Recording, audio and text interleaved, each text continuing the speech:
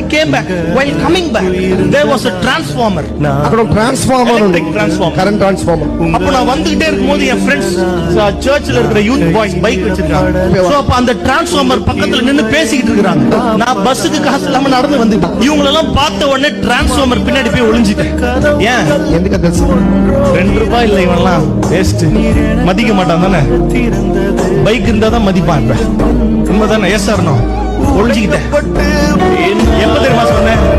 2007 பின்னாடி நின்று விட்டுருங்க ஆண்டவரேன்னு சொன்னேன். 2017 10 years later 10 సంవత్సరాల తర్వాత same road, అదే రోడ్డు, same transformer, అదే transformer. I am seeing my poster meeting in that same transformer.